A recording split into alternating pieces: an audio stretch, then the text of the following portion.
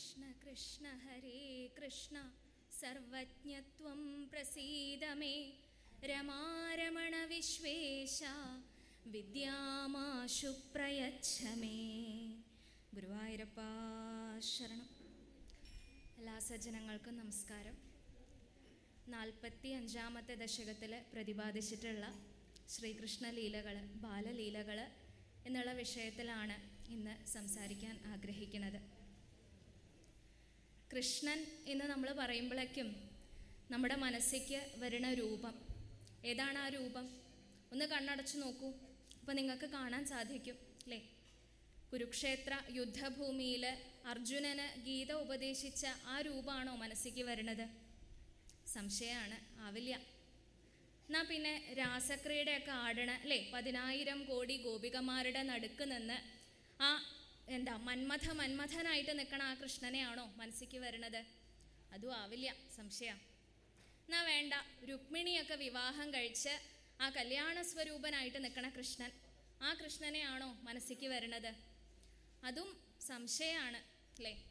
നമുക്ക് കൃഷ്ണൻ അങ്ങോട്ട് പറയുമ്പോഴേക്കും കണ്ണടയ്ക്കുമ്പോഴേക്കും മനസ്സിലേക്ക് വരണ ആ രൂപം, ആ മുട്ടുകുത്തിയും കൊണ്ട് ഒരു കയ്യിൽ വെണ്ണ, മറ്റേ കയ്യിൽ ആ ഓടക്കുഴൽ അല്ലേ? അതിസുന്ദര മന്ദഹാസം ഭഗവാന്റെ ഹൈലൈറ്റാണ്. കൃഷ്ണനായിട്ട് നിൽക്കുമ്പോൾ ഭഗവാന്റെ ഹൈലൈറ്റാണ്. നേരത്തെ ആ അമ്മ പറഞ്ഞില്ലേ, പത്മാവതി അമ്മ പുതുവാൾ, അവർ പറഞ്ഞില്ലേ, ആ ശ്രീരാമനായിട്ട് വരുമ്പോൾ ഭഗവാൻ കരഞ്ഞു എന്നും ദേഷ്യപ്പെട്ടു എന്നൊക്കെ വരും കേട്ടോ. പക്ഷെ കൃഷ്ണനായിട്ട് നിൽക്കുമ്പോൾ അതൊന്നും കാണില്ല, എപ്പോഴും ഉള്ളതാണ് ആ അതിസുന്ദര മന്ദഹാസം. തലയിൽ എവിടെയോ ഒരു പീലിയുണ്ട് തോന്നണു, കാരണം അമ്മ കുളിപ്പിച്ചിട്ട് കെട്ടി കൊടുത്തിട്ടൊക്കെ ഉണ്ട്. പക്ഷേ ഇപ്പോൾ ആ കളിയുടെ ആ ഒരു രസത്തിൽ മുടിയൊക്കെ അഴിഞ്ഞിട്ട് മുഖത്തേക്ക് വന്നിട്ടുണ്ട്. എന്നാലും 2 സുന്ദരമായിട്ടുള്ള കണ്ണുകൾ, താമരപ്പൂ പോലെയുള്ള കണ്ണുകൾ, ആ കണ്ണുകൾ ഭഗവാന്റെ പുഞ്ചിരി, കൈകളിൽ നിറയെ വളകൾ, കാലിൽ തളകൾ, ഇങ്ങനെ മുട്ടുകുത്തി നിൽക്കണ ആ കൃഷ്ണനെ അല്ലേ നമുക്ക് മനസ്സിലേക്ക് വരുന്നത്. അപ്പോൾ അങ്ങനെയുള്ള ആ പ്രായത്തിലുള്ള ആ ഭാവത്തിലുള്ള കൃഷ്ണനെ കുറിച്ചുള്ള കഥകൾ, ലീലകൾ, അതാണ് പറയാൻ ആഗ്രഹിക്കുന്നത്. നോക്കി നോക്കൂ എത്ര വലിയ സാഹസമാണെന്ന്. എന്നാലും വേണ്ടില്ല, ഇന്നിപ്പോൾ ഇവിടെ എത്തിച്ചതും അതേപോലെ ഈ കഥ പറയാൻ ഭഗവാൻ തോന്നിക്കണതും. ഇനി അത് ഭംഗിയായാലും വേണ്ടില്ല, അബദ്ധമായാലും വേണ്ടില്ല, സർവം ഭവത് പ്രേരണയൈവ ഭൂമൻ, ഭഗവാൻ മാത്രം ആശ്രയം. അപ്പോൾ എന്ത് പറയണോ അതെല്ലാം ഭഗവാന്റെ പാദത്തിൽ സമർപ്പിച്ചും കൊണ്ട് എല്ലാം ശ്രീകൃഷ്ണാർപ്പണമസ്തു എന്നുള്ള ധൈര്യത്തിൽ പറയാൻ ആരംഭിക്കുകയാണ്. ഓരോ സജ്ജനങ്ങളും അനുഗ്രഹിക്കണം എന്ന് പ്രാർത്ഥിക്കുകയാണ്. ഹരേ. ഓം ജനകായ നമ, ഓം ജനന്യൈ നമ, ഓം ഗം ഗണപതയേ നമ, ഓം ഗും ഗുരുഭ്യോ നമ, ശ്രീകൃഷ്ണായ പരമഗുരവേ നമോ നമ, ശ്രീകൃഷ്ണാർപ്പണമസ്തു. നേരത്തെ പത്മാവതി അമ്മ അല്ലേ പറഞ്ഞു, കൃഷ്ണൻ ജനിച്ച സമയത്ത് അവിടെ അമ്പാടിയിലുണ്ടായ ആഘോഷത്തിനെ കുറിച്ചാണല്ലേ അമ്മ പറഞ്ഞത്. ആ ആഘോഷം കഴിഞ്ഞിട്ട് ഭഗവാൻ ഈ പറയണ ബാലലീല എന്നുള്ള ആ ഭാഗത്തേക്ക് എത്തണേന് മുൻപ് തന്നെ എത്രയധികം ലീലകൾ ആടിക്കഴിഞ്ഞിരിക്കണു അല്ലേ? ദുഷ്ടയ്ക്കപ്പൂതനയ്ക്കും ചുഴിൽ വലിയ കൊടുങ്കാറ്റിനും ചാട്ടിനും നീ കട്ടക്കാവായി കിടക്കും പൊഴുതു ഗതി വരുത്തിയിടിനാൻ അശ്രമേണ തുഷ്ട്യാ പോയി ചെന്നു ഗർഗൻ തിരുവടി തിരുനാമങ്ങളിട്ടോരു ശേഷം പുഷ്ട്യാമേ വീടുമമ്പാടിയിൽ അനുദിവസം ജ്യേഷ്ഠനോടെ വളർന്നാൻ. 44-ാമത്തെ ദശകത്തിൽ എന്താണ് പറഞ്ഞു നിർത്തിയത്? ഗർഗമഹാമുനി അവിടെ വന്നിട്ട് വളരെ രഹസ്യമായിട്ട് 2 ഉണ്ണികൾക്ക് പേരിട്ടു എന്നാ. വെളുവെളുത്തും കൊണ്ടൊരു ഉണ്ണി, ആ ഉണ്ണിയെ മടിയിൽ വെച്ചിട്ട് രാമ എന്ന് പേരിട്ടു എന്നാ. പിന്നെ അടുത്തുണ്ട് കറുകറുത്തും കൊണ്ടൊരു അനിയൻ, ആ അനിയനെയും പിടിച്ച് മടിയിലേക്ക് വെച്ചിട്ട് കൃഷ്ണ എന്ന് പേരിട്ടു. അന്ന് അദ്ദേഹം ഇട്ടിട്ടുള്ള ആ പേരുകൾ ഇന്ന് ഇത്രയധികം സംവത്സരങ്ങൾക്ക് ശേഷവും നമ്മൾക്ക് ഭക്തജനങ്ങൾക്ക് മോക്ഷം പ്രദാനം ചെയ്തുകൊണ്ടുള്ള ആ 2 നാമങ്ങൾ അല്ലേ? ആ നാമങ്ങൾ ഉച്ചരിച്ചാൽ മതി, വേറെ ഒന്നും ഭയപ്പെടേണ്ട ആവശ്യമില്ല. ഈ സംസാര സാഗരം നമ്മൾ തരണം ചെയ്തിരിക്കും, ഉറപ്പാണ്. അപ്പോൾ ഭഗവാൻ അങ്ങനെയാണ് പേരിട്ടത്. എന്നാ അതിൻ്റെ രസം എന്താണെന്ന് വെച്ചാൽ ഇന്നൊക്കെ കുട്ടികൾക്ക് പേരിടുകയാണെന്നുണ്ടെങ്കിൽ അച്ഛനമ്മമാർ നല്ല പേരൊക്കെ നോക്കിയാവും ഇടുക. പക്ഷെ കുട്ടികൾ വളർന്നു വരുമ്പോൾ ആ പേരിനൊത്ത സ്വഭാവവും കാര്യങ്ങളൊക്കെ ആവുമെന്ന് സംശയമാണ്. ചിലപ്പോൾ വിപരീതം ആവാട്ടോ. പക്ഷേ ഭഗവാൻ അങ്ങനെയല്ല. എനിക്കൊരു പേരിട്ടിട്ടുണ്ട് എന്നുണ്ടെങ്കിൽ അതിന് സാർത്ഥകമായിട്ടാണ് ഞാൻ എൻ്റെ ആ സ്വഭാവവും ശൈലികളൊക്കെ ഉണ്ടാവാൻ പോണത്. അതാണ് ഭഗവാന്റെ തീരുമാനം. എന്താ ഭഗവാന്റെ പേര്? കൃഷ്ണൻ എന്നാണ് പേര്. കൃഷ്ണൻ എന്നുള്ള വാക്കിന്റെ അർത്ഥം എന്താ? കർഷയതി ഇതി കൃഷ്ണ എന്നാണ്. തന്നിലേക്ക് ആകർഷിക്കുന്നവൻ, തന്നിലേക്ക് പിടിച്ചു വലിക്കുന്നവൻ എന്നാണ് ആ പേരിന്റെ അർത്ഥം. അതുകൊണ്ട് തന്നെ ഗർഗമഹാമുനി വന്നിട്ട് നാമകരണം ചെയ്തതിന് ശേഷം പിന്നെ ആ അമ്പാടിയിൽ ഒരാൾക്കും അതെ സ്വന്തം കാര്യം നോക്കാൻ പറ്റിയിട്ടില്ല. അതിനെ ചിന്തിക്കാനോ സമയമോ ഒന്നുമില്ല. ഇവിടേക്ക് അങ്ങോട്ട് പിടിച്ചു വലിക്കുകയാണ് നന്ദഗോപരുടെ ഗൃഹത്തിലേക്ക്. ഏത് ഭാവത്തിലാണ്? മേൽപ്പത്തൂര് പറയണു, പാണിജാനു പ്രചാരയിന്നാണ്. മുട്ടുകുത്തിയും കൊണ്ടാ, മുട്ടിന്റെയും കൈയിന്റെയും സഹായത്തോടു കൂടി എല്ലായിടത്തേക്കും എത്തി എന്ന് പറഞ്ഞാൽ മുട്ടുകുത്തിയും കൊണ്ട് എല്ലായിടത്തേക്കും അങ്ങനെ എത്തിയും കൊണ്ട്. മുട്ടുകുത്തുകയാണെന്ന് പറഞ്ഞിട്ടൊന്നും കാര്യമില്ല കേട്ടോ. വികൃതിക്ക് ഒരു കുറവുമില്ല. അപകടത്തിന്റെ അടുത്തേക്കല്ലാതെ ഭഗവാൻ പോവില്ല എന്നാ ഭാഗവതം പറയണു. ശൃംഗ്യഗ്നിദം ശ്രീ ജലദ്വിജ കണ്ടകേഭ്യാന്ന. എവിടെയാ അപകടം? എന്നെ വിളിക്കണ്ടോ എന്ന് ചോദിച്ചിട്ട് അങ്ങോട്ട് നടക്കണ ഭാവ ഭഗവാന്. കൊമ്പുള്ള മൃഗങ്ങളുടെ കൊമ്പുമിൽ പിടിച്ചു തൂങ്ങുക. അവിടെ തീ അടുപ്പത്ത് കാണുന്നുണ്ട്, തീന്റെ അടുത്തേക്കാണ് ഓടുന്നത്. അമ്മേ ഞാൻ തീ തൊട്ട് നോക്കട്ടെ എന്നാ. അപ്പൊ എന്താ അത്? അപ്പൊ തീ എന്ന് പറഞ്ഞാൽ ആരാ? അഗ്നിദേവനാണ്. ഈ അഗ്നിദേവൻ പണ്ട് വൈകുണ്ഠത്തിൽ പോയിട്ട് അല്ലെ മറ്റു ദേവന്മാരുടെ കൂടെയൊക്കെ പോയിട്ട് സ്തുതിച്ചിട്ടാണ് അദ്ദേഹം ഇങ്ങോട്ട് പുറപ്പെട്ടിട്ടുള്ളത്. അപ്പൊ അതിന്റെ ഒരു നന്ദി വേണ്ടേ? ആ ഭാവത്തിൽ ഭഗവാനെ ഇങ്ങോട്ട് എഴുന്നള്ളാം, ഇങ്ങോട്ട് എഴുന്നള്ളാം. അപ്പൊ തന്നെ വിളിച്ചു കഴിഞ്ഞാൽ പോവാതിരിക്കാനും പറ്റില്ല. നമ്മളൊന്നും വിളിക്കില്ല, എന്നിട്ട് ഭഗവാൻ വന്നില്ല എന്ന് കുറ്റം പറയും അല്ലേ? വിളിച്ചാ ഭഗവാന് വരാതിരിക്കാൻ പറ്റില്ല, ഉറപ്പാണ്. പ്രേമത്തോടൊന്നു വിളിച്ചെന്നാകിൽ ആമയം തീർക്കുവാൻ കൃഷ്ണനെത്തും. എത്തും എന്ന് ഉറപ്പ് പറഞ്ഞിട്ടുണ്ട്. പിന്നെന്താ? അപ്പൊ ആ ഭാവത്തിൽ അഗ്നിദേവൻ വിളിക്കുമ്പോഴേക്കും അഗ്നിയുടെ അടുത്തേക്ക് ഓടുകയായി. ഇതാണ് യശോദ കാണുന്നത്. അമ്മ കാണുമ്പോ കുട്ടി തീന്റെ അടുത്തേക്ക് ഓടുക. അയ്യോ എന്റെ കൃഷ്ണ കൈ പൊള്ളില്ലേ എന്ന് പറഞ്ഞിട്ട് അവിടെ നിന്ന് എടുത്തുകൊണ്ടിരും. അപ്പോഴത്തെ കിണറ്റിന്റെ ഉള്ളിൽ നിന്ന് വരുണദേവൻ അല്ലെ, പണ്ട് അമ്മ പറഞ്ഞതുപോലെ വരുണദേവൻ ഒന്ന് പരീക്ഷിച്ചു നോക്കിയതാ. അപ്പോ ദേഷ്യപ്പെട്ടിട്ട് എല്ലാം കണ്ടിട്ടുണ്ട് എന്താണ് ഭഗവാന്റെ കഴിവെന്നൊക്കെ. ഇന്നിതാ വിനമ്രനായും കൊണ്ട് ഇങ്ങോട്ട് വരാം എന്ന് പറയുമ്പോ ഭഗവാൻ എന്തിപ്പാളി കിണറ്റിന്റെ ഉള്ളിക്ക് അല്ലെ. അതാണ് അമ്മ കാണുന്നത്. അമ്മ വേഗം അവിടുന്ന് എടുത്തുകൊണ്ടുവരും. ഇങ്ങനെ ഓരോ ശൈലിയില് നാഗങ്ങളുടെ അടുത്തേക്കൊക്കെ ഭഗവാൻ തന്റെ പ്രജകളാണ്, സുഖല്ലേ എന്നൊക്കെ അന്വേഷിക്കാൻ വേണ്ടി പാമ്പിന്റെ അടുത്തേക്കൊക്കെയാണ് പോണതേ. അമ്മ കാണുമ്പോൾ അമ്മയ്ക്ക് പേടിയാവുകയാണ്. ഭഗവാനല്ലേ ഓരോ കഥകൾ അറിയുള്ളൂ അല്ലെ, ഓരോ ലീലകളുടെയും പിന്നിലെ അർത്ഥം അതെന്താന്നുള്ളത് ഭഗവാന് മാത്രമല്ലേ മനസ്സിലാക്കാൻ സാധിക്കുന്നുള്ളൂ. ഇവിടെ പറയണു, മുട്ടുകുത്തിയും കൊണ്ട് അങ്ങനെ നടക്കുന്ന സമയത്ത് ഭഗവാൻ ജനിച്ചപ്പോൾ മുതൽ നേരത്തെ അമ്മ പറഞ്ഞതുപോലെ എല്ലാ ഗോപികമാരും ഇപ്പോൾ നന്ദഗോപരുടെ ഗൃഹത്തിലാണ്. അവർക്ക് സ്വന്തം കാര്യമില്ല, കുടുംബമില്ല, ഗൃഹമില്ല, ഒന്നുമില്ല. ഭഗവാന്റെ കാര്യം മാത്രം. ഭഗവാനെ നല്ലോണം കണ്ട് ആസ്വദിക്കണം, പറ്റുമെങ്കിൽ ഒന്ന് എടുക്കണം, എടുത്തൊന്ന് ചുംബിക്കണം. ഇതൊക്കെയാണ് അവരുടെ ആഗ്രഹം എന്നാ. അങ്ങനെ എല്ലാവരും നന്ദഗോപരുടെ ഗൃഹത്തിലാണ്. അപ്പൊ അവരുടെ മുന്നിൽ ഇങ്ങനെ മുട്ടുകുത്തി കളിച്ചും കൊണ്ട് അല്ലേ. അപ്പൊ ആ സമയത്ത് അവർക്ക് കൗതുകം തോന്നും. എങ്ങനെയാ കൗതുകം തോന്നാതിരിക്കുക? അത്ര സുന്ദര സ്വരൂപനല്ലേ. അങ്ങനെ ആ കൗതുകം തോന്നുന്ന സമയത്ത് അവര് വന്ന് എടുക്കാൻ ഭാവിക്കുമ്പോൾ പെട്ടെന്ന് എന്തൊക്കെയോ ഒച്ച അങ്ങോട്ട് ഉണ്ടാക്കുന്ന മേൽപ്പത്തൂര് പറയാ. എന്തൊക്കെയോ ഒച്ച അങ്ങോട്ട് ഉണ്ടാക്കിയിട്ട് ഒന്ന് മാറിക്കൂ, ഞാനൊന്ന് നന്നായിട്ട് ഇവിടെ വിഹരിക്കട്ടെ അല്ലേ. ആ ഭാവത്തില് അങ്ങനെ അങ്ങോട്ട് മണ്ടും പിന്നിക്ക്. അങ്ങനെ ഭഗവാൻ പോണത് കണ്ട ഭഗവാനെ പിടിക്കാൻ കിട്ടിയില്ലല്ലോ. ആ ഒരു വിഷമത്തില് അവരിങ്ങനെ ചിന്തിക്കുമ്പോഴേക്കും ഭഗവാൻ ഒന്ന് തിരിഞ്ഞു നോക്കുന്ന. എന്നിട്ടൊരു കള്ളപ്പുഞ്ചിരി ഉണ്ട്, ഒരു കടാക്ഷം ഉണ്ട്. അതിൽ അവര് മയങ്ങി കഴിഞ്ഞു അല്ലേ. അതൊരു കഥയായിട്ട് മാത്രം ചിന്തിക്കരുത് കേട്ടോ. നമ്മളൊക്കെ അങ്ങനെ തന്നെയല്ലേ. ഭഗവാന്റെ നേർക്കൊന്ന് ചെന്ന് നോക്കൂ, ഭഗവാനെ ഒന്ന് ആശ്രയിക്കാൻ നോക്കി നോക്കൂ, പെട്ടെന്നൊന്നും കിട്ടില്ല. ആദ്യം ഭഗവാൻ ദൂരെ പോവും, നമ്മളെ നല്ലോണം പരീക്ഷിക്കും. പരീക്ഷിച്ചു കഴിഞ്ഞാൽ നമ്മളിങ്ങനെ എന്നാ പിന്നെ കിട്ടണില്ല, എന്നാ വേണ്ടാന്ന് വെച്ച് പോരുകയാണെച്ചാൽ നമ്മൾ തോറ്റു. അല്ല, തോൽക്കരുത്. ആ ഭഗവാനെ തന്നെ ആശ്രയിച്ചും കൊണ്ട് ആ ഗോപികമാരെ പോലെ ചിന്തിച്ചു നോക്കൂ. അപ്പോൾ ഭഗവാൻ ഒന്ന് പിന്നിക്ക് തിരിഞ്ഞു നോക്കുന്ന ഒരു കടാക്ഷം ഇട്ട് തരും. അതിൻ്റെ പിന്നാലെ പോയിക്കോളാം, രക്ഷപ്പെട്ടോളും. അങ്ങനെ ഒരു ഭാവമാണ് ഭഗവാന്. എന്തായാലും മുട്ടുകുത്തിയും കൊണ്ടുള്ള ഓരോ കളികള് അങ്ങനെ പറഞ്ഞു വരികയാണ് അല്ലേ. ആ ഭാവത്തിൽ അങ്ങനെ നിൽക്കണ സമയത്ത് ഈ യശോദാദേവിയെ കുറിച്ച് പറഞ്ഞാൽ ഇങ്ങനെ ഭഗവാൻ പിന്നിക്ക് തിരിഞ്ഞുകൊണ്ട് മുന്നിക്ക് അങ്ങോട്ട് മണ്ടുകയാണെന്നുണ്ടെങ്കിൽ വീഴാതിരിക്കുമോ? വീണ് കഴിഞ്ഞാൽ ആ ചെളിയിലും മണ്ണിലും ഒക്കെ വീണാലും ഒരു ഭാവ വ്യത്യാസവും ഇല്ല, ആനന്ദമാണ്. കാരണം എന്താ? ഭൂമിദേവി ആരാ? ഭഗവാന്റെ പത്നിയാണ് അല്ലേ. അപ്പം ആ ആനന്ദത്തിൽ അങ്ങനെ അവിടെ കിടക്കുന്ന സമയത്ത് അയ്യോ എൻ്റെ കൃഷ്ണ, നിന്നെ ഇപ്പം കുളിപ്പിച്ച് പുറപ്പെടുപ്പിച്ച് ഇവിടെ വെച്ചിട്ടല്ലേ ഉള്ളൂ, എന്നിട്ട് ഈ ചളിക്കാണോ നീ പോയത് എന്നുള്ള ഭാവത്തിൽ അവിടുന്ന് എടുത്തു കൊണ്ടുവന്നിട്ട് അല്ലേ ആ ഭഗവാനെ ആ ചളിയൊക്കെ തുടച്ച് തൻ്റെ സ്തന്യം കൊടുത്തും കൊണ്ട് വാത്സല്യിച്ച്, എത്ര പറഞ്ഞാലാ മതിയാവുക യശോദാദേവിയെക്കുറിച്ച് അല്ലേ. എത്ര ഭക്തന്മാർ, എത്ര കവികൾ പറഞ്ഞിട്ടുണ്ട്. യശോദാദേവിയുടെ അപ്പുറം ഇനി ആരുമില്ല. യശോദ എന്നുള്ള മിനുത്ത പേരിൽ കൊഴുത്തമൈ പൂണ്ടൊരു വിഷ്ണു ഭക്തി കറുത്തൊരുണ്ണിക്കു കളിക്കുവാനായി കൊടുത്തുപോൽ പാരിടമുള്ളതെല്ലാം. അതാണ് സകലതും സമർപ്പിച്ചിട്ടുണ്ട് അല്ലേ. അപ്പോൾ ഭഗവാനും അതെ, എല്ലാം സമർപ്പിച്ചു അമ്മ, എന്നാൽ ഞാനും അതെ, എന്നെ തന്നെ അങ്ങോട്ട് സമർപ്പിക്കുക അമ്മയ്ക്ക് വേണ്ടിയിട്ട്. എൻ്റെ അനുഗ്രഹം ഇത്രയധികം കിട്ടിയ ഒരാൾ ഇനി ലോകത്ത് ഉണ്ടാവില്ല. അതാണ് യശോദാദേവിയുടെ ഭാഗ്യം. പക്ഷേ ശരിക്കും നമ്മൾ ചിന്തിക്കുകയാണെങ്കിൽ പൂന്താനൊക്കെ പറയും, യശോദാദേവിക്ക് കിട്ടാറുണ്ടോ ഭഗവാനെ എന്നൊന്ന് ആലോചിക്കേണ്ടതാ.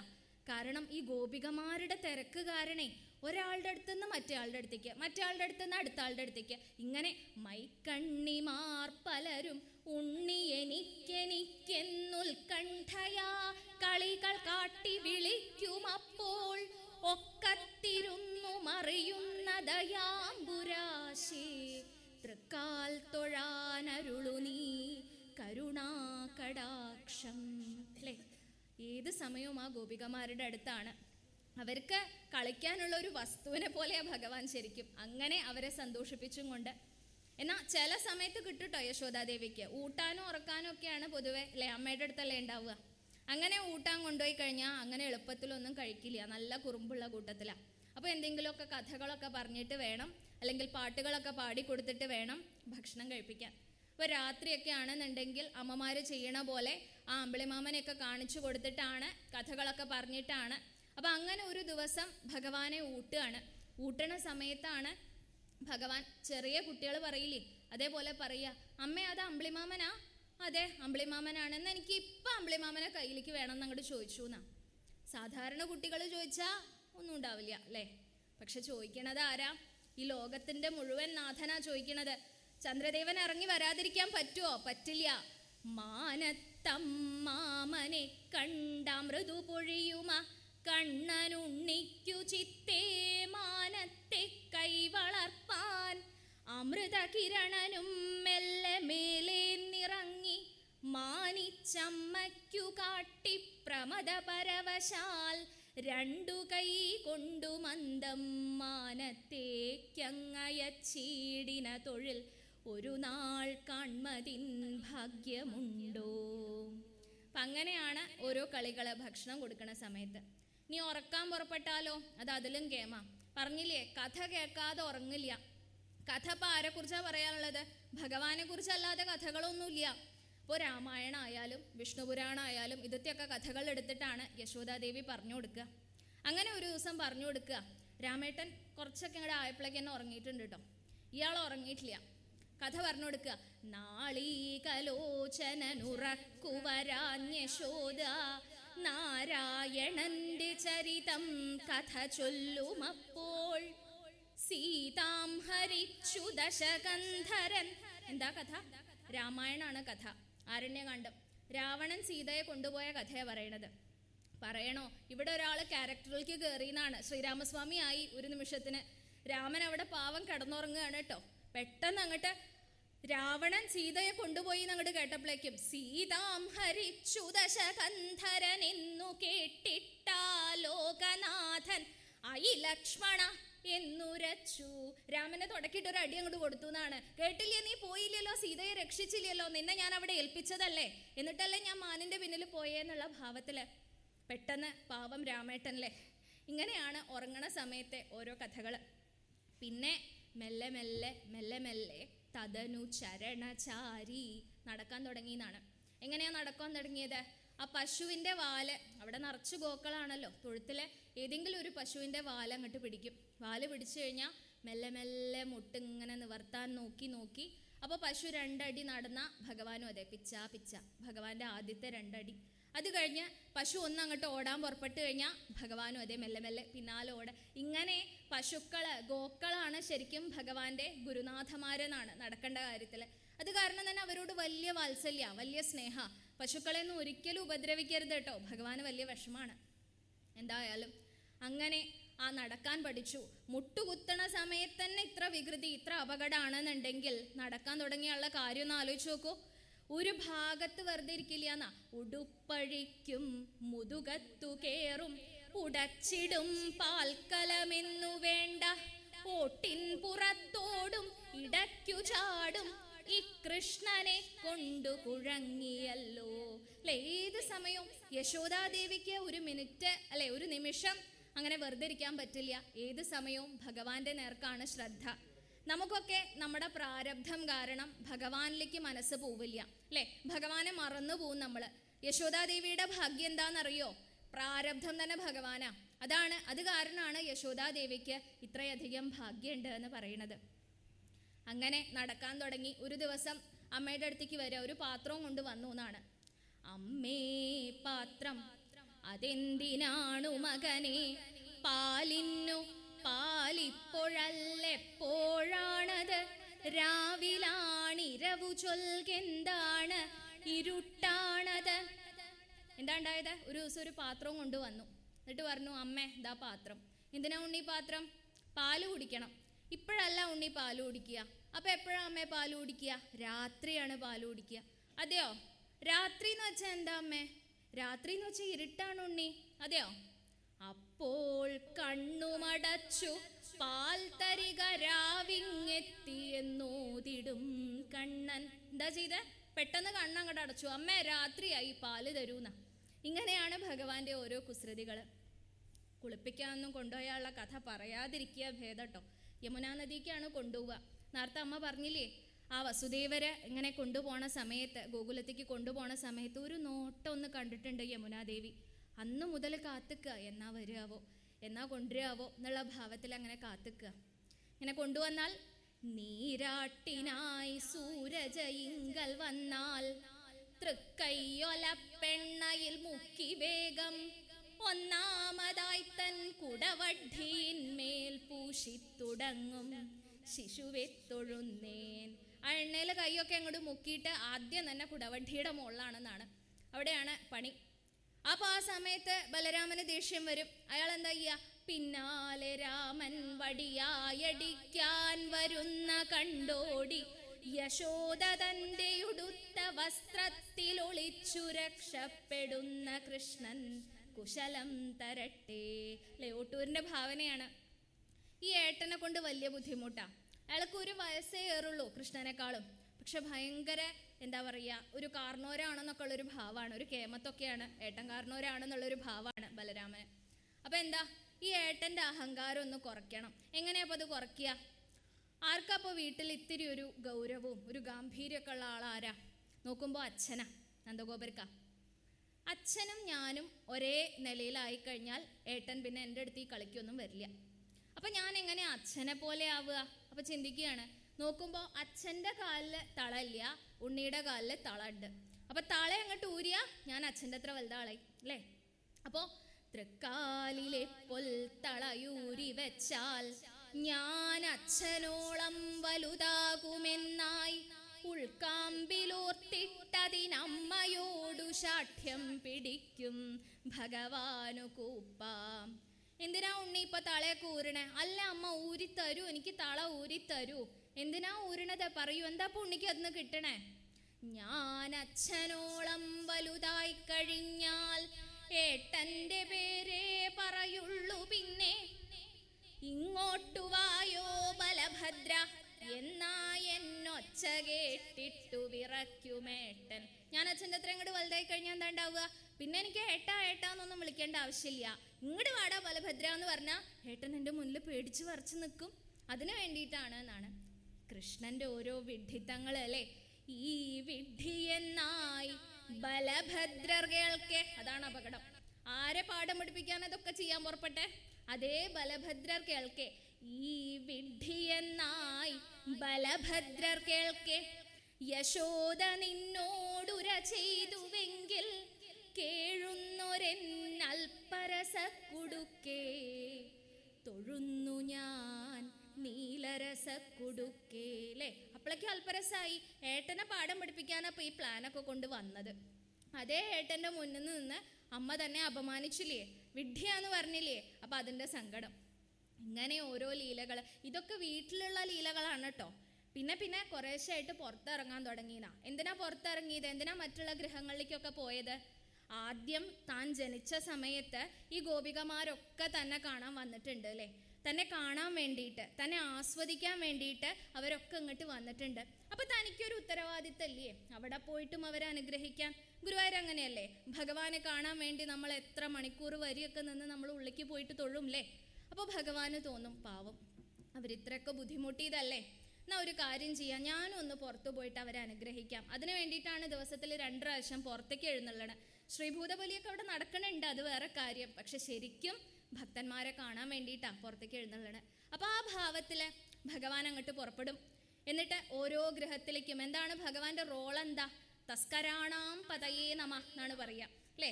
കള്ളകൃഷ്ണൻ. എന്താണ് പണി ഭഗവാന്റെ? ഓരോ കാലടി വെപ്പിലും തെരുതരെ പേടിച്ചിട്ടോ പിന്നാക്കമായി നീരോലും മിഴി തൻ മിനുത്ത കടയാൽ കണ്ണിട്ടതാ. ആരോമൽ തളയെ ശപിച്ചു വളയെ പ്രാവി കറുത്തിട്ടൊരാളാരോ മെല്ലെ വരുന്നു വെണ്ണ കവരാൻ ആയല്ലിലമ്പാടിയിൽ. ആരും കേൾക്കാതെ മിണ്ടാതെ വേണം പോവാൻ. അത് സമ്മതിക്കില്ല ഈ തളയും വളയും ഇതിങ്ങനെ കിലുങ്ങിയും കൊണ്ട്. അപ്പോൾ ആൾക്കാർക്ക് മനസ്സിലാവില്ലേ ഞാൻ വരുന്നത്. അപ്പോൾ അതിനെ ശപിച്ചും കൊണ്ട്, അതിനെ പ്രാവിയും കൊണ്ടാണ് ഭഗവാന്റെ വരവ്. ഇതാണ് ആ കള്ളകൃഷ്ണന്റെ സ്വരൂപം അല്ലേ. ഓരോ വികൃതി കാണിച്ചും കൊണ്ട് ഗോപികമാർക്കൊരു സ്വൈര്യം കൊടുക്കുക എന്നുള്ളത് ഭഗവാനില്ല.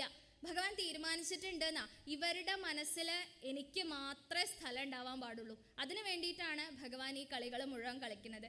ഗോപികമാര് പണ്ട് ഭഗവാനെ കാണാനായിരുന്നു അങ്ങോട്ട് വന്നിരുന്നത് വെച്ചാൽ, ഇപ്പൊ ഭഗവാന്റെ ആവലാദ്യം കൊണ്ടാണ് യശോദാദേവിയുടെ അടുത്ത്, എൻ്റെ യശോദയെ നിന്റെ കൃഷ്ണന്റെ ഒരു കാര്യം എന്ന് പറഞ്ഞിട്ട് അങ്ങോട്ട് തുടങ്ങും. എല്ലാ ദിവസവും ഉണ്ടാവുന്ന ഒരു ഗോപിക പറയാണ്, എൻ്റെ അച്ഛൻ, പാവം കണ്ണ് കാണാത്ത അച്ഛൻ മഹാവൃദ്ധനവർക്കു വേണ്ടി കാച്ചിയങ്ങു വെച്ചാനിരുനാഴി ദുഗ്ധം കണ്ണൻ തഥാ വന്നു കുടിച്ച ശേഷം കിണ്ണത്തിലംഭസ്സു നിറച്ചു പോയി. പാവച്ഛൻ, കണ്ണ് കാണാത്ത അച്ഛൻ, അയാൾ കുറച്ച് പാലൊക്കെ ചൂടാക്കിയിട്ട് ചൂടാറാൻ വേണ്ടിയിട്ട് ഒരു ഭാഗത്ത് വെച്ചതായിരുന്നു. ആ സമയത്താണ് ഈ കള്ളം വന്നിട്ട് ആ പാലെടുത്ത് കട്ടു കുടിച്ചു. എന്നാ കുടിച്ചു. കണ്ണ് കാണാത്ത അച്ഛൻ വരണ സമയത്ത്, എടുത്തു നോക്കണ സമയത്ത് ഭാരമില്ലാച്ച പാലില്ല എന്ന് മനസ്സിലാക്കിക്കോളും അല്ലേ. ഇത് പാലതിലുള്ള പോലെ തന്നെ ഭാരമുണ്ട്. എടുത്തു കുടിച്ച സമയത്തോ വെള്ളം. അപ്പോൾ ആ വെള്ളം നിറച്ച് വെച്ച് ഇങ്ങനെ പറ്റിച്ചിട്ട് പോയി. അപ്പോൾ വേറൊരു ഗോപിക പറയുക, ഒന്നുമല്ല, അതിപ്പോൾ അവിടെ നിന്ന് കട്ട് കുടിച്ചു എന്നല്ലേ ഉള്ളൂ. എനിക്കെന്താ പറ്റിയെന്നറിയോ നിങ്ങൾക്ക്? ഒരു ദിവസം ഞാൻ എൻ്റെ വീട്ടിലേക്ക് കയറി ചെല്ലണ സമയത്ത് ഉമ്മർത്തുണ്ട് ഇവൻ ഇരിക്കണു. എന്നിട്ട് അവിടെ ഒരു വെണ്ണക്കുടം വെച്ചിട്ടുണ്ടായിരുന്നു. ആ കുടത്തിലെ വെണ്ണ എടുത്തിട്ട് കഴിച്ചുകൊണ്ടിരിക്കുക. അപ്പം ഞാൻ അങ്ങോട്ട് വന്നിട്ട്, നീ ആരാന്ന് ചോദിച്ചു. അത് ചോദിച്ച സമയത്ത് പറയുക, ഞാൻ ബലാനുജൻ എന്ന് പറയുക. അപ്പോൾ ആരാണ് ബലാനുജൻ? ബലരാമൻ്റെ അനുജൻ എന്നാ പറഞ്ഞു കൊടുത്തേ. അപ്പോൾ ബലരാമൻ ആരാ? അതെൻ്റെ ഏട്ടൻ. അപ്പോൾ നീ ആരാ? ഞാൻ ബലരാമൻ്റെ അനുജൻ. ആരാണെന്ന് പേര് പറഞ്ഞു കൊടുക്കണില്ല. ശരി, എന്തെങ്കിലും ആവട്ടെ. നീ എന്തിനാ അപ്പം എൻ്റെ വീട്ടിൽ കയറിയേ? ഇത് നിൻ്റെ വീടാ? ഇത് എൻ്റെ വീടാണ്. ഇത് നിൻ്റെ വീടൊന്നുമല്ല, അത് എൻ്റെ വീടാ. നീ എന്താ ഇപ്പോൾ ഇവിടെ ചെയ്യണം ചോദിച്ചപ്പോൾ, അതെയോ ഇത് നിൻ്റെ വീടാണോ? ഞാൻ വിചാരിച്ചു ഇത് എൻ്റെ വീടാണെന്ന്. കാണാനൊക്കെ ഒരേപോലെ ഉണ്ട്, ആ ചുമരും കാര്യങ്ങളൊക്കെ ഒരേപോലെ ഉണ്ട്, അതുകൊണ്ട് ഞാൻ കയറിപ്പോയതാ. ആ ശരി, സാരമില്ല, കുട്ടികളല്ലേ, അവർക്ക് വീടൊക്കെ മാറിപ്പോവും. ശരി, നീ വീട്ടിൽ കയറി, കുഴപ്പമില്ല. എന്താ ഇപ്പോൾ ഉമ്മർത്തിരിക്കണ വെണ്ണക്കുടത്തിൽ കൈയിട്ടിട്ടുള്ളത്? അതിൻ്റെ കാര്യം എന്താ എന്ന് ചോദിക്കുന്ന സമയത്ത് പറയുക, അതെന്താണെന്നറിയോ, എൻ്റെ അമ്മല്ലേ യശോദാമ്മ. ആ യശോദാമ്മ ഇപ്പോൾ കുറച്ച് ദിവസമായിട്ട് ഭയങ്കര വിഷമത്തിലാണ്. എന്താ വിഷമം എന്ന് ചോദിച്ചു കഴിഞ്ഞാൽ, ഞങ്ങളുടെ വീട്ടിൽ വെളുത്തൊരു പൈക്കുട്ടി ഉണ്ട്. ആ പൈക്കുട്ടീനെ കാണാനില്ല. അപ്പോൾ മകൻ എന്നുള്ള നിലയ്ക്ക് എനിക്കൊരു ഉത്തരവാദിത്തമില്ലേ അതിനെ തിരയാൻ. അതിനു വേണ്ടി ഞാൻ ഇതിയൊക്കെ നടന്നതാ. ആ സമയത്താണ് നിൻ്റെ വീടിൻ്റെ ഉമ്മർത്ത് ഒരു കുടം, ആ കുടത്തിൻ്റെ ഉള്ളിൽ വെളുവെളുങ്ങനെ ഒരു സാധനം. അപ്പോൾ അത് കണ്ടപ്പോൾ നീ ആ പൈക്കുട്ടിയറ്റ് അതിൻ്റെ ഉള്ളിൽ കയറി ഇരുന്നതാണോ എന്ന് നോക്കാൻ വേണ്ടിയിട്ട് ഞാൻ അതിലൊന്ന് കൈയിട്ട് നോക്കിയതാണ്. എൻ്റെ യശോദേ, അവൻ കക്കണേന് കുഴപ്പമില്ല, എങ്ങനെ കളവ് പറയുമോ കുട്ടികൾ എന്ന് ചോദിച്ചിട്ട് പറയുന്ന സമയത്ത് വേറൊരു ഗോപിക പറയുക, അതിപ്പോൾ നിൻ്റെ തന്നെ കുഴപ്പം, നീ ഉമ്മർത്ത് ആ വെണ്ണക്കുടം വെച്ചിട്ടല്ലേ. യശോദ നമ്മളോട് എന്താ പറഞ്ഞിട്ടുള്ളത്? നിങ്ങൾ ഈ വേഗം കിട്ടാൻ പാകത്തിന് വെക്കണ സമയത്താണ് അവൻ കട്ട് കഴിക്കണത്. ഒരു കാര്യം ചെയ്യും, മുകളിൽ ഉറിയിൽ കെട്ടി വെക്കൂ എന്നല്ലേ പറഞ്ഞിട്ടുള്ളത്. ഞാൻ അതിനനുസരിച്ച് കെട്ടിവെച്ചു. ഒരു ദിവസം ഞാൻ എൻ്റെ വീടിൻ്റെ ഒരു മുറി അങ്ങോട്ട് തുറന്നു നോക്കിയപ്പോൾ കണ്ട കാഴ്ച എന്താണെന്നറിയോ നിങ്ങൾക്ക്? ഒരു പീഠം വെച്ചിട്ടുണ്ട് താഴെ. അതിൻ്റെ മുകളിൽ നിറച്ച് കുട്ടികൾ ചുറ്റും നിൽക്കുന്നുണ്ട്. അതിൽ ഒരാളുടെ മുകളിൽ ഒരാളുടെ മുകളിൽ ഒരാളായിട്ട് ഇങ്ങനെ നിൽക്കുന്നുണ്ട്. ഏറ്റവും മുകളിലുണ്ട് ഈ കള്ളൻ നിൽക്കണു. എന്നിട്ട് എന്താ, അതിൻ്റെ ഉള്ളിലുള്ള പാലൊക്കെ എടുത്ത് കുടിക്കുക. എന്നെ അങ്ങോട്ട് കണ്ട സമയത്ത് ഇവരങ്ങോട്ട് പെട്ടെന്ന് ഞെട്ടി. കുട്ടികളൊക്കെ എല്ലാവരും അങ്ങോട്ട് 4 ഭാഗത്തേക്ക് ഓടി. ഇവൻ ഓടിയില്ല. ഇവൻ എന്ത് ചെയ്തു അറിയോ? മുകളിലുള്ള കയറുമ്മ തൂങ്ങി നിന്നു.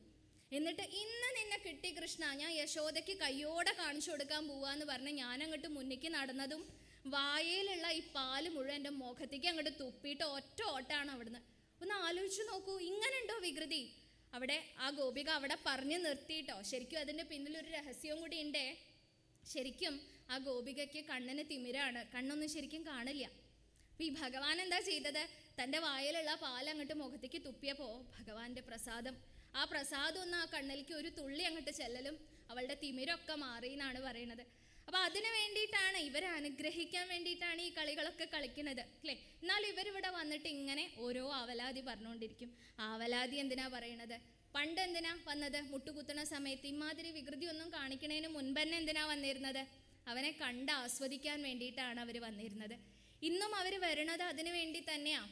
ഇവിടെ ഇങ്ങനെ വന്ന് പറയുന്ന സമയത്ത് അമ്മയുടെ മുന്നിൽ അവൻ പാവമായിട്ട് നിൽക്കൂട്ടോ. ആകെ ഞാനിതൊന്നും ചെയ്തിട്ടില്ല കേട്ടോ അമ്മ, ഇവർ വെറുതെ പറയാന്നുള്ള ഭാവത്തിൽ നിൽക്കും. പക്ഷെ യശോദ കാണാതെ ഇവരുടെ നേർക്കൊരു ഭാവമുണ്ട് ഭഗവാന്. ആഹാ, നിങ്ങൾ എന്നെക്കുറിച്ച് ആവലാതി പറഞ്ഞു അല്ലേ, ഞാൻ ഇതിലും വലിയ വികൃതി നിങ്ങളുടെ വീട്ടിൽ വന്ന് ചെയ്യും. അതാണ് ഭഗവാന്റെ ഭാവം. അതന്നെയാണ് അവരുടെ ലക്ഷ്യവും. ഇനിയും വരണം, എല്ലാ ദിവസവും എൻ്റെ വീട്ടിൽ കള്ളം കയറണം എന്ന് പറയുന്ന ഗ്രഹങ്ങൾ ആ ഗോകുലത്തിൽ മാത്രമേ നിങ്ങൾക്ക് കാണാൻ സാധിക്കുള്ളൂ. അത്ര ഇഷ്ടമാണ് അവർക്ക് കൃഷ്ണനെ അല്ലേ. കൃഷ്ണൻ അങ്ങനെ ചെന്ന് കഴിഞ്ഞാൽ അവർ വെണ്ണയും പാലും ഒക്കെ കൊടുക്കൂട്ടോ. കക്കാൻ കാത്തുക്കൊന്നും വേണ്ട ഭഗവാന്. ചിലപ്പോൾ കൊടുക്കും, ചിലപ്പോൾ കൊടുക്കില്ല. ഓരോ കളികൾ കളിപ്പിക്കുന്ന കളപദമുപഗായൻ കോമളം ക്വാപി നൃത്യൻ.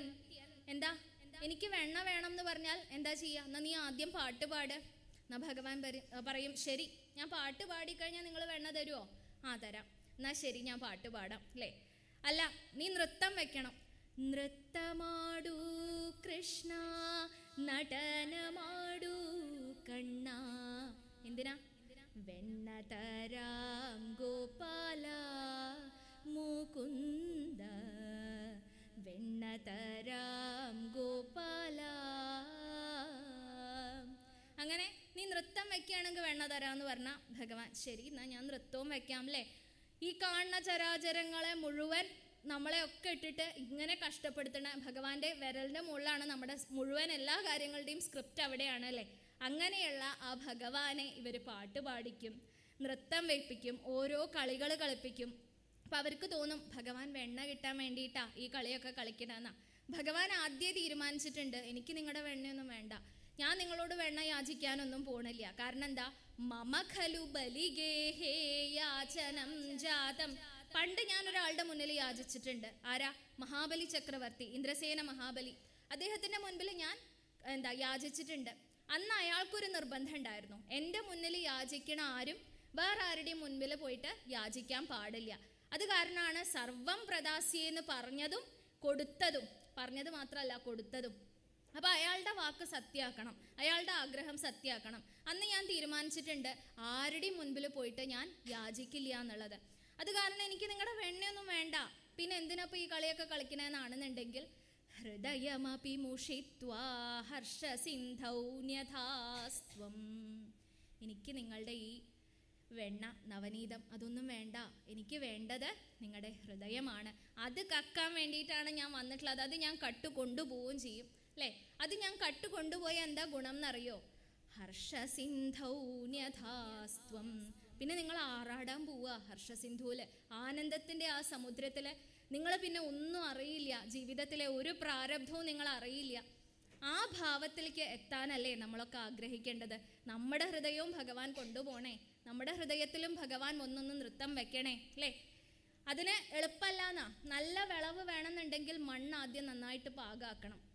അതാണ് ഭഗവാന്റെ കളി. നമുക്ക് എന്തിനാ ദുഃഖങ്ങൾ തരണത്? ആദ്യം ആ ഹൃദയം നല്ല പാകാക്കണം, അപ്പോഴേ ഭഗവാൻ വന്ന് നൃത്തം വെക്കുള്ളൂ എന്നാണ് അല്ലേ? യശോദാദേവിയുടെ കാര്യം എടുത്തു നോക്കൂ. മധ്യവയസ്കയായ സമയത്താണ് അമ്മയായത്. അതുവരെ എത്ര ദുഃഖങ്ങൾ അനുഭവിച്ചിട്ടുണ്ടാവും കുട്ടികളില്ലാതെ. എന്നാലും ഭഗവാൻ അനുഗ്രഹിച്ചപ്പോൾ പിന്നെ പിന്നേക്കൊരു തിരിഞ്ഞു നോട്ടല്ല അല്ലേ? അതേപോലെ തന്നെ ഇവിടെ വന്നിരിക്കുന്ന സമയത്ത്, ഈ വേദിയിൽ വന്നിരിക്കുമ്പോൾ എങ്ങനെയാ ഓർക്കാതിരിക്കാൻ പറ്റുക ആ മഹതിയെ അല്ലേ? കുറൂരമ്മയെ, ഭഗവാനെ അത്രയധികം വാത്സല്യിച്ച ആ കുറൂരമ്മയെ. എത്ര ദുഃഖങ്ങൾ അനുഭവിച്ചിട്ടുണ്ട് ആ അമ്മ. ചെറുപ്രായത്തിൽ തന്നെ വൈധവ്യം, കുട്ടികളില്ലാത്ത വിഷമം, എന്തൊക്കെ അനുഭവിച്ചു. പക്ഷേ ആ ദുഃഖങ്ങളൊക്കെ മറന്നൂന്നാ. എന്തിനാ ദുഃഖങ്ങൾ കൊടുക്കണത്? പിന്നെ ആ ദുഃഖങ്ങളിൽ നമ്മൾ അങ്ങോട്ട് ഹൃദയം പാകമായി കഴിഞ്ഞാൽ പിന്നെ ഭഗവാൻ തന്നെ അങ്ങോട്ട് കൊടുക്കുക ചെയ്യുക. ഭഗവാൻ അങ്ങോട്ട് കൈ കിട്ടിയാൽ പിന്നെ എന്തെങ്കിലും അറിയോ? പിന്നെ ആനന്ദം മാത്രമാണ്. ആ ആനന്ദത്തിനെ കുറിച്ചാണ് ഇവിടെ പറഞ്ഞത്. അപ്പോൾ ആ ഭാവത്തിൽ നമുക്കൊക്കെ ദുഃഖം കിട്ടിയാൽ നമ്മൾ എന്താ പറയുക?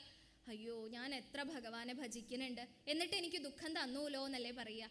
അങ്ങനെയല്ല പറയണ്ടേ, എനിക്ക് സെലക്ഷൻ കിട്ടിയെന്നാ. യശോദയെ പോലെയും ആ കുറൂരമ്മയെ പോലെയും ഇവരൊക്കെ പോലെ എനിക്കും സെലക്ഷൻ കിട്ടി. ഭഗവാൻ എന്നെ സെലക്ട് ചെയ്തു. ഭഗവാനെ അനുഗ്രഹിക്കാൻ വേണ്ടിയിട്ട് എന്നെയാണ് ഭഗവാൻ തിരഞ്ഞെടുത്തത് എന്നാണ് ചിന്തിക്കേണ്ടത്. അപ്പോൾ ആ ഒരു ആഗ്രഹം നമ്മുടെ ഹൃദയത്തിലും, ഇപ്പം നമ്മൾ വായിച്ചു നിർത്തിയത് ആ കാളിയ മർദ്ദന ആ ഭാവമാണ് അല്ലേ? ഭഗവാന്റെ ആ കാളിയ നർത്തന ശ്രീകൃഷ്ണ സ്വരൂപമാണ്. അപ്പോൾ ആ കാളിയൻ്റെ ആ നെഞ്ഞത്ത് ഭഗവാൻ ആടിയില്ലേ? ആ ഭാവത്തിൽ നമ്മളുടെ ഒക്കെ ഹൃദയത്തിൽ ഭഗവാൻ ആടണം, ഭഗവാൻ നൃത്തം വെക്കണം എന്ന് ആഗ്രഹിക്കുക. അത് മാത്രമേ നമുക്ക് സാധിക്കുള്ളൂ. നഞ്ഞാളും കാളിയൻ തൻ തലയിലും അതുപോലെ കുറൂരമ്മയാകും കുഞ്ഞാത്തോൽ പാലുകാച്ചും കരികലമതുതൻ ഉള്ളിലും തുള്ളിയോനെ ഇഞ്ഞാനിന്നുള്ള ഭാവക്കറയധികതരം പൂണ്ടു മാലാണ്ടു പോമെന്നെഞ്ഞാം രംഗത്തു തങ്കത്തളകളിളകി നീ നിത്യവും നൃത്തമാടൂ.